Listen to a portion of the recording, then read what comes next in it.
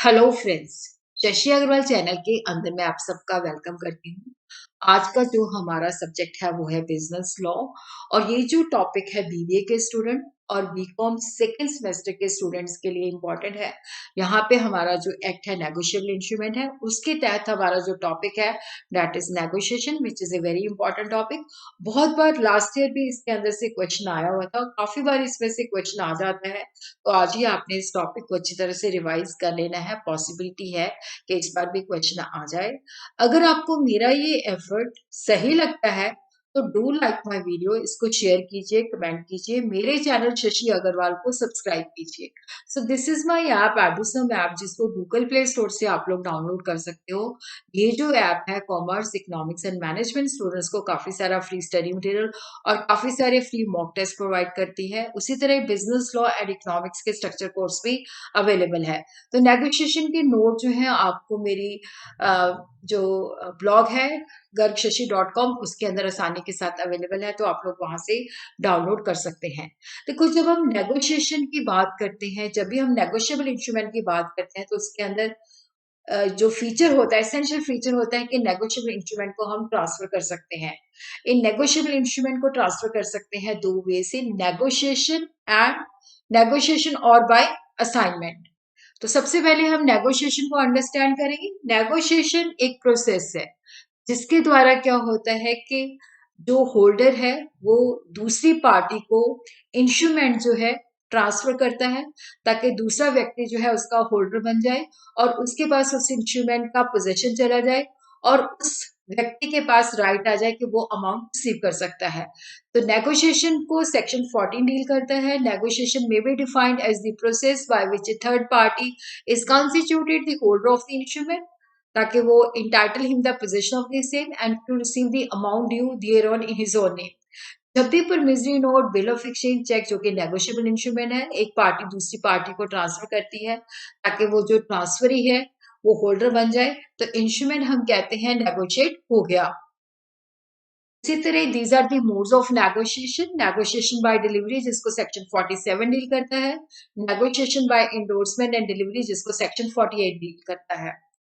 तो negotiation by delivery, जिसको section 47 deal करता है। देखो, जो instrument payable to the bearer, maturity date पे जिसके पास नेगोशिएबल इंस्ट्रूमेंट होगा उसको पे करना है, तो हम कहते हैं कि this is the instrument which is payable to the bearer.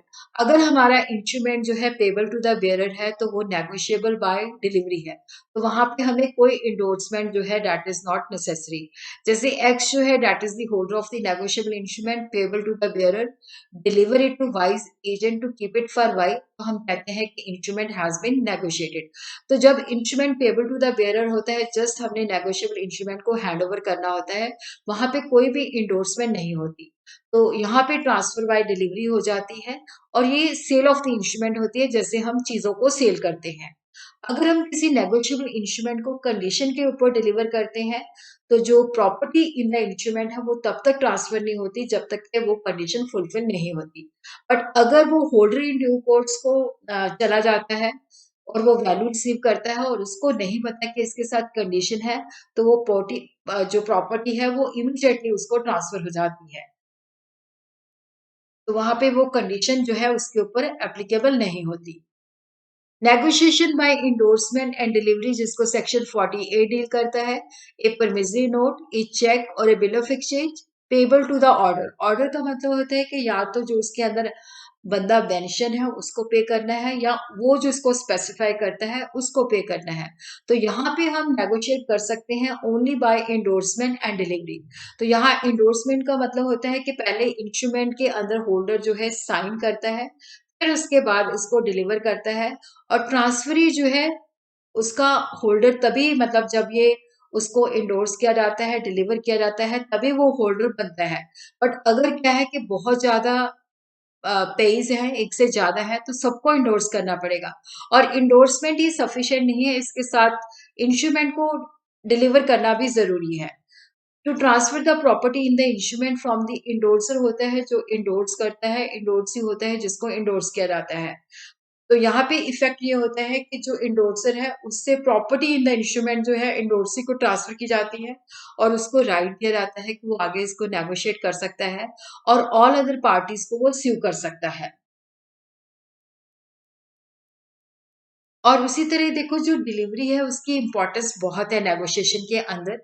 अगर हमने नेगोशिएशन को कंप्लीट करना है तो delivery of the negotiable instrument is very much essential, चाहे वो instrument payable to the bearer है और ऑर्डर है।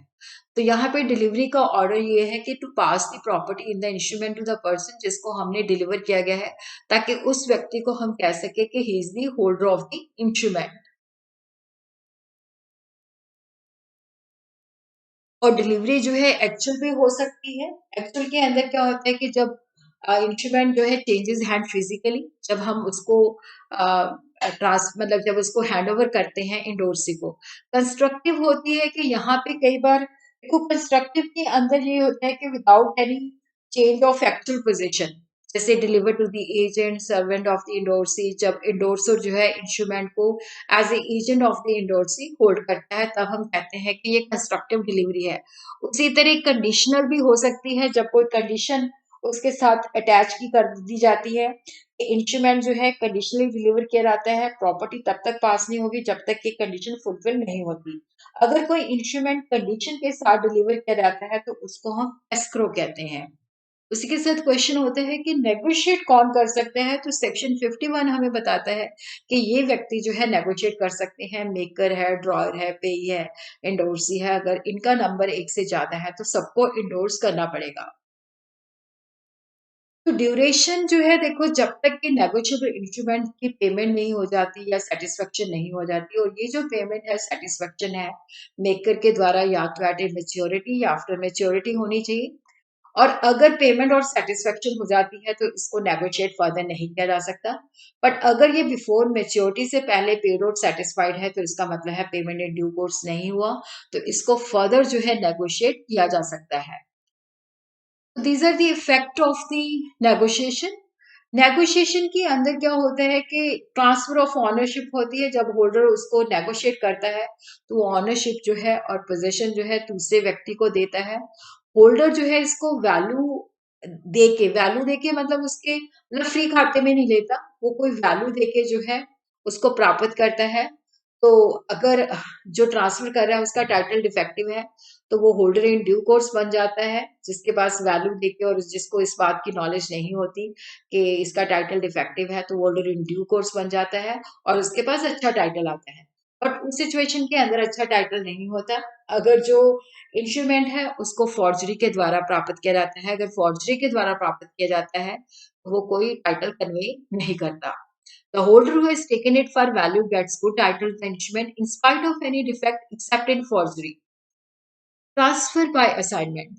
देखो यहाँ पे जो पर्सन है अपना राइट जो है, जब उसने किसी से पैसे लेने होते हैं, अगर वो अपना राइट जो है receive the payment of a debt जो है ट्रांसफर करता है, तब हम कहते हैं कि this is the assignment of debt has taken place. Bills notes and cheque represent debts. और यहाँ पे क्या है कि विदाउट इंडोर्समेंट भी हम इसको असाइन कर सकते हैं, दूसरे व्यक्ति को राइट दे सकते हैं, वो पैसा हमारे बिहाफ पे रिसीव कर सकता है। और उसी तरह ट्रांसफर बाय असाइनमेंट तब होता है जब holder of A negotiable instrument अपना राइट जो है दूसरे व्यक्ति को ट्रांसफर करता है विदाउट इंडोर्सिंग इट। असाइनी जो है उसके पास पोजीशन चला जाता है और जो अमाउंट उसके अंदर मेंशन होता है तो वो रिकवर कर सकता है। तो नेगोशिएबल इंस्ट्रूमेंट के अंदर सिर्फ जो इंस्ट्रूमेंट नेगोशिएशन के द्वारा ट्रांसफर किए जाते हैं उसी को रिकॉग्नाइज किया जाता है। जो असाइनमेंट होती है उसको रिकॉग्नाइज नहीं किया जाता। कई बार शॉर्ट नोट भी आ जाता है, इसको मैं शॉर्ट वीडियो में भी डालूंगी, नेगोशिएशन और असाइनमेंट का डिफरेंस।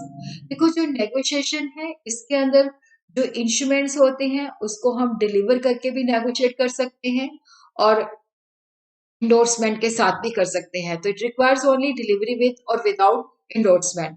असाइनमेंट के अंदर क्या होता है कि एक सेपरेट रिटन डॉक्यूमेंट होता है जिसके अंदर हम कहते हैं कि हमने राइट अपना असाइन किया है, जैसे कि transfer deed sign by the transferor.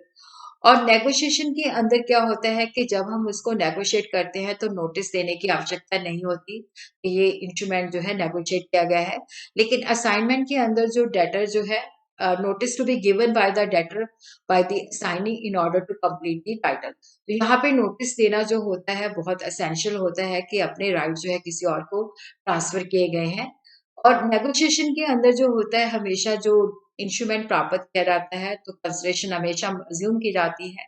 तो असाइनमेंट के अंदर जो है असाइनी को प्रूव करना पड़ेगा कि ये राइट मैंने लिया है कंसिडरेशन लेकर के। नेगोशिएशन के अंदर जो व्यक्ति जिसको ये नेगोशिएट किया जाता है, चाहे वो डिलीवरी के द्वारा, चाहे वो एंडोर्समेंट एंड डिलीवरी के द्वारा, तो वो होल्डर इन ड्यू कोर्स बन जाता है। अगर वो गुड फेथ में वैल्यू देके लेता है, तो बेटर टाइटल उसके पास जाता है। लेकिन असाइनमेंट के अंदर क्या है कि अगर ट्रांसफर जिसने अपने राइट ट्रांसफर किए हैं, अगर उसका डिफेक्ट है टाइटल के अंदर, तो असाइनी के पास भी जो टाइटल जाएगा that will also be defective, चाहे वो उसने असाइनमेंट फॉर वैल्यू और गुड फेथ के अंदर ली है। नेगोशिएशन के अंदर वो अपने नाम से थर्ड पार्टी को स्यू कर सकता है, बट असाइनमेंट के अंदर वो थर्ड पार्टी को अपने नाम से स्यू नहीं कर सकता।